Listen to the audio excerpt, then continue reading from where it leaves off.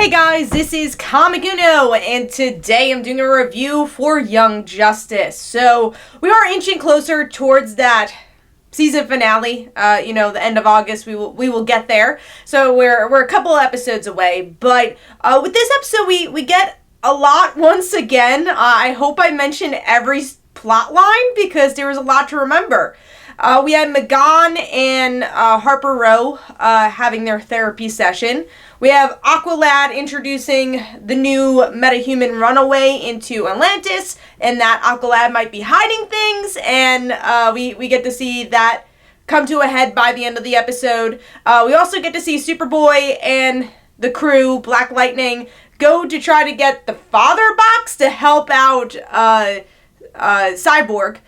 And what else? We have, technically Artemis also trying to help Halo. And then Halo going back to her mother and her father. So, or at least Gabrielle's mother and father. So, a lot's going on in this episode. I might have forgotten one or two things. But that's all in 24 minutes. All those plot lines happen. And I do think they did a better job at balancing the plot lines in this episode compared to the one with Zatanna and all of them, where I felt like, okay, this is the start of way too many plot lines. And I still don't really love this format, though. I do like the older formats of, okay, let's focus on one character or an A and B plot, and that's it. Because it is hard to appreciate all the things going on.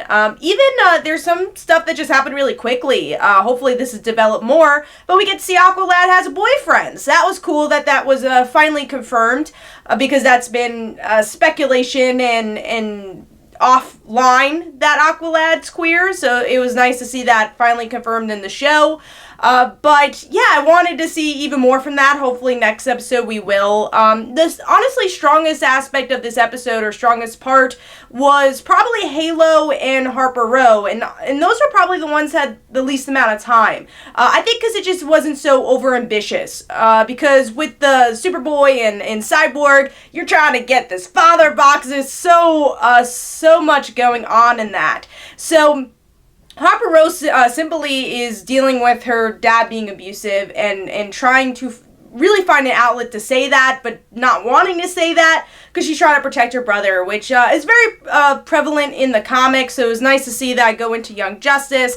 And I love M'gann kind of playing the therapist here, because we got to see her in the reverse as the patient in many ways, especially in that season 1, so it's really cool to see her helping others, and I hope we get to see more from her relationship with Harper, because I really enjoyed that scene. And then going into Halo, it took a little while for me to adjust to the storyline, but I really like the end result of Halo just going to the parents saying, hey, I'm trying to give you a gift in a way, and that's closure. I'm not your daughter, but I wanted you to know the truth, and that's kind of been haunting me. So I definitely like that plot line. I, again, enjoyed where the Aquaman story can go, but that one was a little slow for me because of all this other stuff going on, because you are dealing with the metahumans, but you're also still dealing with Cyborg being part of the Mother Box. There's just so many plot lines this season.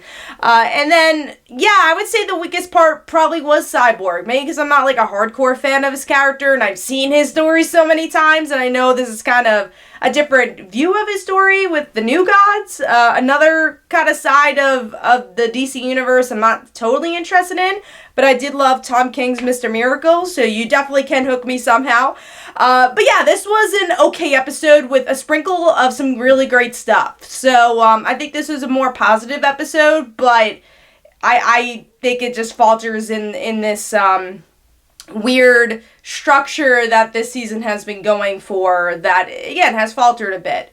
But hopefully you guys enjoyed. Let me know in the comments below, what did you think of this episode of Young Justice? This is Comic Uno. Definitely go follow me on Twitter and Facebook. Go check out my comics like Father Like Daughter and They Call Her the Dancer. And every Tuesday at 10 p.m. Eastern Time is Frontline Live, where we discuss our favorite comics and comic book news on Comic Frontline. So be sure to check that out as well. So hopefully you guys enjoyed. Bye, guys.